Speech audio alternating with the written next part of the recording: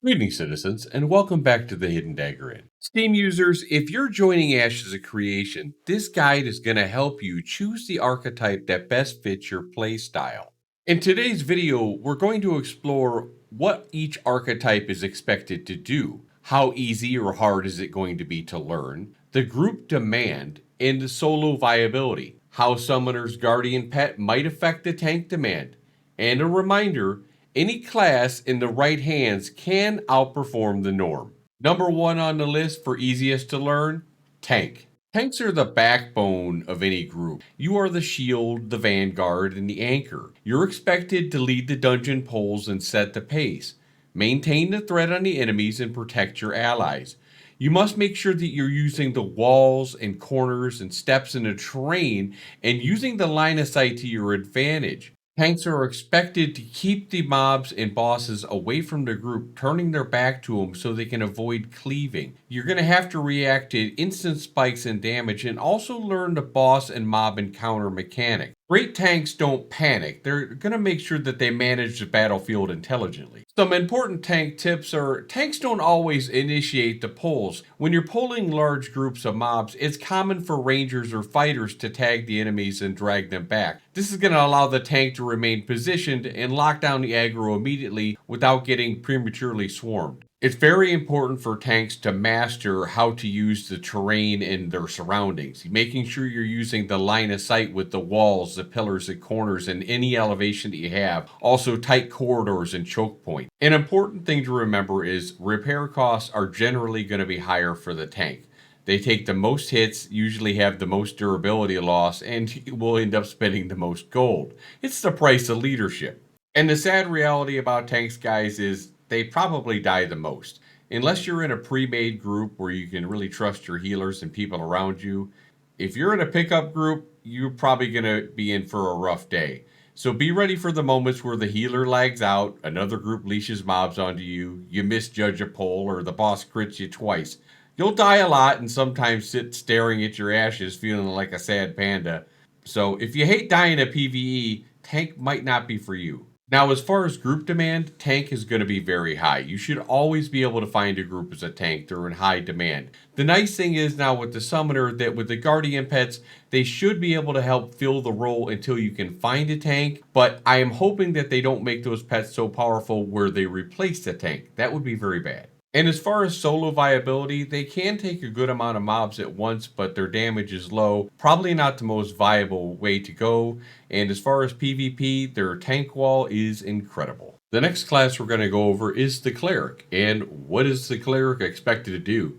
Duh, heal. Clerics are literally the lifeline of any group. You're obviously there to heal. You're going to go ahead and cleanse and purify harmful effects, making sure you manage your mana across long encounters. Watch your team's positioning and health. You're also going to provide some powerful buffs. A skilled cleric is going to make the content significantly easier for the entire group. And if your cleric's good enough, you can get away with one at a party. But I would recommend 2 clerics in a party, at least right now. We'll see how the summoner is. The real power of cleric is this is one of the strongest archetypes in the game, especially right now and in the right hand. In one-on-one scenarios, clerics are extremely hard to kill. Usually only a rogue or a skilled bard can realistically put pressure and defeat a strong cleric. Their self-sustain is pretty crazy, their healing output is nuts, definitely making them formidable duelists. I usually put them on the ignore list when I'm thinking about fighting someone. However, the reality is in group fights, clerics will get focused hard. They're always the first ones to get marked, and if you have 5 rangers putting snipe on your cleric, they're going to go down faster than a fat kid on a chocolate bar. And as far as group demand goes, well, you can imagine they're extremely high. You're going to have a healer in every group, most likely 2. However, you can work well with just 2 bards and 1 healer, and we're also going to see how summoner plays in those roles. The solo viability is moderate. You can do it, you can get away with it and AoE a good number of mobs and stay alive, but your damage output is going to be a little bit slower and it's going to take a little bit longer. Probably not ideal for leveling, but you can get away with it if you want to. Next, we're going to talk about the fighter. What is a fighter expected to do? Well, fighters are going to be your frontline bruisers. Simple to understand, hard to master to some degree, and extremely rewarding though once your kit comes together. Expected responsibilities of the fighter are going to be including maintaining consistent AoE melee pressure and making sure you're debuffing the targets. Stay glued to the targets. Peel the mobs off the healers and the casters. Make sure you're looking and aware of your surroundings. Dodging mechanics so that the healers can stay focused on the tank. Oftentimes pulling for the tank. Chasing those mobile enemies and balancing burst windows with sustained damage. Some important fighter truths are once they get level 12, they are much better. Fighters obtain blood fusion, and their flow and sustain and overall rhythm improve dramatically. Before level 12, fighters feel pretty much straightforward, but after blood fusion, the class begins to feel complete and really begins to shine, especially if you like to level solo. As far as PvP goes, a fighter is a formidable opponent, one versus one, and sometimes even more, and should not be taken lightly. Where they struggle, in my opinion, is large scale combat. It can feel pretty rough. Fighters, just like rogues, can struggle in huge PvP battles. If they expect to be fully in the mix per se, so much range pressure exists that diving in face first will get you evaporated faster than a snowman in a sauna. My best advice to a fighter in a large scale battle is bring a pet cleric to solely heal you. Remember, the more the fighters fight and are able to stay alive because of their momentum mechanic, the stronger they're going to get. So if a good healer can keep a fighter up, he can do a lot of damage. Positioning, patience, and timing are key, not only in groups, but definitely in PvP. I would say that the group demand for this is moderate.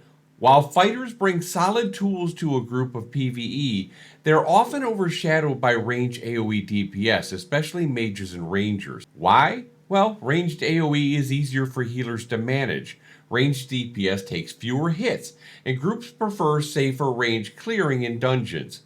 Healers can conserve more mana when players aren't getting punched in the face all the time. That being said, fighters are still very useful, but in the current testing, many groups just default to ranged heavy setups for convenience and safety. As far as solo viability, very strong. Durable, mobile, consistent, and sustained really well. Fighters are one of the most comfortable classes to solo archetype. Now we're going to talk about the Ranger. This is one of my favorite classes. What's the Ranger expected to do? It's going to specialize in range pressure, obviously, mobility, and battlefield control. They excel at staying safe while dealing consistent damage and providing very important utility to their group. Some of the expected responsibilities are going to be maintaining the ideal distance from the enemies. If you're solo, you're going to want to know how to kite them and control the mobs. If you're in PvP or in group play, you're going to want to make sure that you're sniping the high value targets. And also in PvP, this is the most sought after ability, and that's your root. You need to make sure you're supporting the groups with your roots and your slows. Especially in group fights, when the healer has so many other high priority targets, staying alive through mobility and positioning is really going to be the ranger's responsibility. They do have a regenerate health spell on them that will help a little bit to keep them going, but it's positioning that's going to make all the difference for a good ranger. Now, what makes the ranger really shine is its utilities. The speed buffs for your players you can put on your mounts, your boats, your caravans, really help out. There's a single one that lasts for 15 minutes. You can put it up as long as it's on. You can go ahead and charge silver for it if people want to pay it. And don't feel shy to ask that ranger if you're on a slow ass caravan. Hey dude, can you give me a buff for 10 silver? Not only do they have the speed that they can put on, they also have thorns they can use to give damage back to people attacking them. You can also put those on your boats and your caravans. And they also have the regeneration, which I talked about earlier. They have a lot of very unique skills that you can only get with the Ranger. Not only do they have great skills as far as group utility and solo utility, they also have top tier mobility with air raid and disengage. You can get to some really interesting places with just a little bit of effort when you're running around with a ranger. If you like to explore, highly consider the ranger, especially if maybe you're a hunter and those griffins are up on a high up mountain or something like that. It really comes in handy. I would rate their group demand is good. They offer excellent group utility and have really good AoE, so usually they don't have too much trouble finding a group. As far as the Ranger's solo viability, I would give it an excellent rating.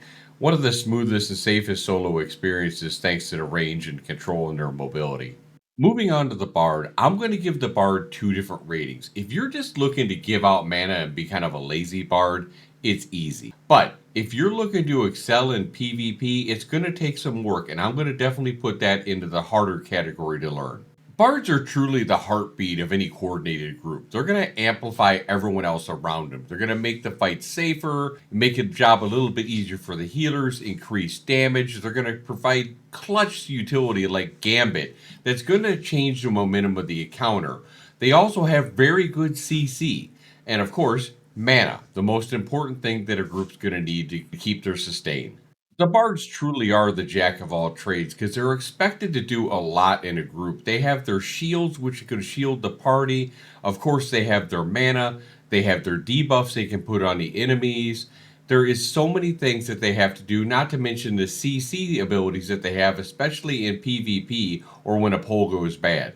And of course, while not to be confused with the cleric, they can heal okay. So that's very important to remember. And of course, everybody wants to have a bard if they're running across the world for their zoom ability with their epic melody. Bards are absolutely essential. You're going to see one in every group, and groups that don't have one are going to be looking for one. The Bard also has really high value crowd control and debuffs. A Bard's CC is going to be deceptively strong. It has silences, debuffs, tempo altering effects, interrupt tools, movement manipulation. They aren't just going to blast you to death because their damage is not that great, but they're going to make sure everyone else can. I think for me, what I enjoy most about the Bard is their awesome mobility. They can engage quickly, reposition constantly, dodge danger all the time, enable their allies to move faster with the epic melody, which I mentioned before, and just react quicker in general. Their mobility is some of the best in the entire game, right there next to the ranger and with the rogue and its grapple. And while bards aren't burst damage monsters, never underestimate a bard in PvP. Their silences and other CCs and debuffs and constant repositioning really make them difficult to take out. They are not as easy of a target as you might think. A good bard is not going to wear you down through their power, but through their pressure and precision of their abilities. And that brings us to the secret sauce, in my opinion, of the Bard, and that's its storybook ability. One of the most overlooked parts of Bard gameplay are their storybook abilities, which offer powerful and creative utility. The one of my favorite ones is what I like to refer to as the moon boots, which takes away the gravity and you can jump really high and make your party vault over walls, which can completely turn the tide of a battle even if you're engaging or disengaging. As far as group demand, of course, these are going to be very high, probably the highest out of all the archetypes. Any serious PvE or PvP group wants to have a bard as part of their group. They make the content faster, safer, and more efficient. Now, as far as solo viability, I would choose a group. You can do it. I'd say it's low to moderate. Bards used to solo a lot better than they do now, but they've had their damage tuned down a little bit. So it's definitely a little bit slower. So if you're a group oriented person, you'll definitely have a smooth leveling experience finding groups with a bard as they're always warmly welcome. And now we have the mage. And I've always said that the mage is never going to suck because I believe it's Steven's favorite class. So it'll never be bad. But of course, the mages are your classical glass cannon specialists, built to deal huge damage. They do have mobility spells like Blink, their crowd control with Slumber, and they can detect those pesky stealthers and delete threats before the threats even touch you. What the mages are expected to do? Well, that's pretty easy. Deliver mass AoE damage and burst damage. They have to manage their cast times intelligently and also control the zones with their slows and freezes. They do have to be careful when in dungeons or other POIs where there's a lot of mobs because their spells can go through walls and pull some unwanted friends if they're not careful. Mages are flashy and high impact and extremely rewarding and very dangerous in a skilled player's hands. What makes the mage stand out and really wanted, of course, is its AoE. They're the go to for the large pulls in the dungeons. Their AoE kit allows them to just delete packs before they become dangerous, perfect for farming events or high density PvE or PvP. Different from other MMOs where you would just spec down one line, whether it be frost or fire. This one, you pretty much use all of the burning, the freezing, and the conductive setups to make your spells more powerful, i.e., shatter, which will create a lot of damage. Mages do have a defensive shield and they have a few escape tools, but you'll want to make sure you get them to use them early because they do have a relatively long cooldown. Now, the mage is extremely squishy, so you're going to have to respect every mob. You are strong, but you're not durable. And the cast times are going to require some predictive skill. If you don't learn to precast, cancel, or weave movement into spell rotations, you're going to struggle. They're highly dependent on group protection. Mages alone are just a snack. A mage in a well protected group is a death laser. As far as groups go, I think the group demand is pretty high. You really shouldn't have too many problems finding a group. As far as solo viability goes, it's good but can be punishing. You have great damage, you can kite, you have amazing AoE, but it really requires attention, skill, and some constant awareness. A careless mage is usually a dead mage. So if you love massive crits and you really like the elemental power and the cerebral position heavy gameplay, and you want to find those rogues with your Sauron eye, Mage can be a lot of fun for you. It's a high skill, high payoff play style. A well played mage is terrifying and unforgettable. Now we're going to talk about the rogue, which in my opinion is going to be a much harder class to understand and really master. It's going to take a lot of work, a lot of muscle memory, and a lot of repetition to get really good with this class. Obviously, these classes are your assassins and your ambush specialists of Ashes of Creation. They're going to thrive on position, timing, and punishing people's mistakes. Their class mechanic, the advantage system, will take some time to learn how to use properly. It's not something you're just going to pick up automatically. It'll take a lot of time and repetition to get really good at it. Rogues are obviously going to be expected to burst down priority targets, dive into the back lines, and disrupt and delete the healers and mages. Also, their stealth is going to be very useful for scouting. They're going to be able to create ambushes or counter ambushes. You're going to definitely want to open your fights with surprise damage and dance in and out of combat using your smoke screen and other abilities like adrenaline to get out and don't overcommit.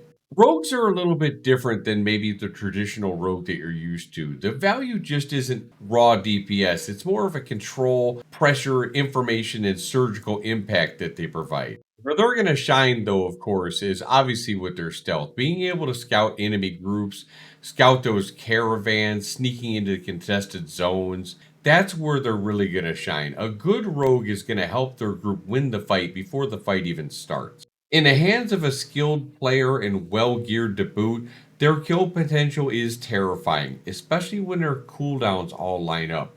They have exceptional mobility and target repositioning. You are likely not going to outrun a rogue. The rogue has so many mechanics coming from its smokescreen to its sleep dart to its grapple, which is probably the most fun ability in the game, where you can traverse mountains if you so wish. Some of the rogue weaknesses are, well, it's extremely punishing if you misjudge a fight. A rogue who engages the wrong target too early or too deep is usually a dead rogue. You're going to have to learn, like I said before, to properly manage your advantage. Target selection is going to be important. Which archetypes you do better against. Patience, when to disengage, how to escape without panic, and how to avoid detection. Rogues are going to reward intelligence more than button pressing. They're going to have limited AoE, so PvE might be a bit slower. Rogues are amazing at killing one thing very fast, but not great at killing many things very fast. Solo grinding might be a little bit slower because you really can't AoE the mobs, but if you find the right target, you should be able to solo grind pretty well. As far as group demand, I'm going to put them on the low category. At this stage in development, rogues unfortunately sit at the bottom of the group of the desirability list. While they have strong abilities like Smoke Cloud, Sleep Dart, and useful utility, these tools aren't enough to compete with the raw value the other archetypes bring in a PvE farming group. Rogues lack a lot of AoE, which is going to be making them slower and less efficient in dungeon POIs. Groups are going to prefer ranged DPS, which are also easier for healing it because of their safer positioning. With summoners entering the meta with their guardian pets and broad utility, it's going to push the rogues even further down the list. And since the treasure finding and secret door detection mechanics are not currently in the game, rogues have lost the one unique fantasy that would have made them universally desired. Right now, with no treasure utility and summoners offering far more flexibility, rogues risk becoming the red-headed stepchildren of Ashes of Creation.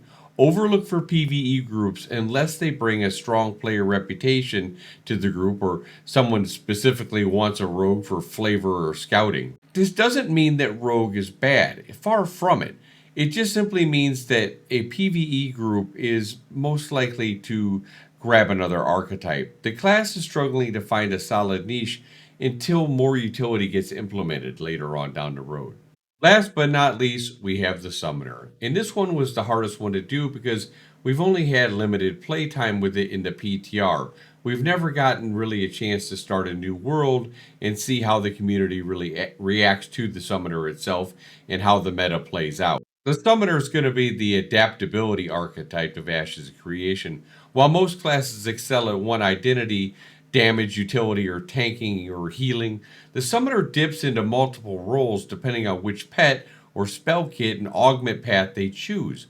Because the class is still only playable on the PTR, everything here is just early impressions, subject to change, and based only on the foundations the devs have shown.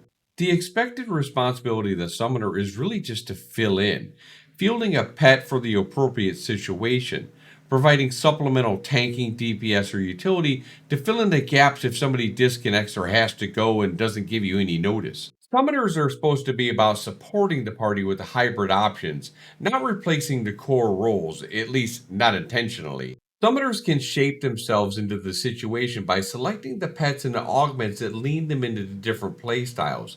So they can select different build functions as pure DPS, hyper damage plus utility, off tank support, or crowd control enhancer.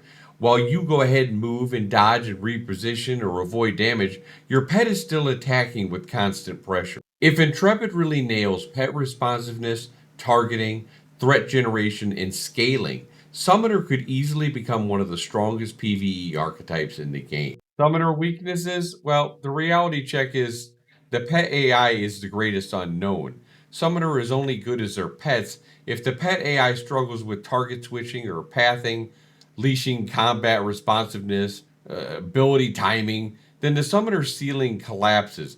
The class lives or dies with the quality of its pets. And the reason I rated it hard was I believe the summoner gameplay is going to be micromanagement heavy. The pet commands, the positioning, summon abilities, and all your defensive tools, aggro management, you have pet survivability, target priorities. This makes the class mentally demanding, especially under pressure. Right now, I have their group demand as high, but it's still uncertain long term.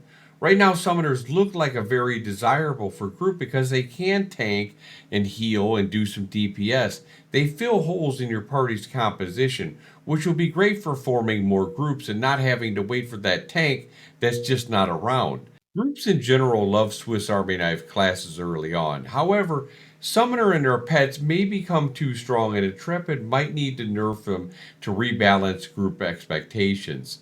If they remain modest but useful, Summoners should stay near the top of the group demand. At the moment, Summoner appears to be pushing the rogue down the ladder as we talked about before, creating real fears about class desirability in certain PvE setups and PvP. As far as their solo viability, it should be excellent. Summoners seem to be one of the best solo archetypes because their tanks can pet for them and they can main DPS while repositioning. They should be able to farm safely and also be able to do large groups of mobs as well. So I'd say if you're looking to play Summoner, if you like pet-based classes, multitasking, micromanaging, tactical decision making, this is probably the class for you. And that wraps up the early breakdown of all the 8 archetypes in Ashes of Creation. Remember, this is just a basic overview based on the last few months of testing PTR impressions and my personal experiences. Every class has a high skill ceiling, and results will vary depending on the player, the build, and the situation. A great player can make any archetype shine far beyond the expected role. But what about you? Which archetype are you planning to play on December 11th? And how do you think the current class balance feels? Let me know about your thoughts and give me some of your questions or personal experiences that you've had if you've already played. And leave them in the comments below. I always love reading, and I'll try to get back to the community as quick as I can to talk about what you guys have to say. And as always, guys, thanks for watching, and may your caravans find safe passage. Take care, Vero.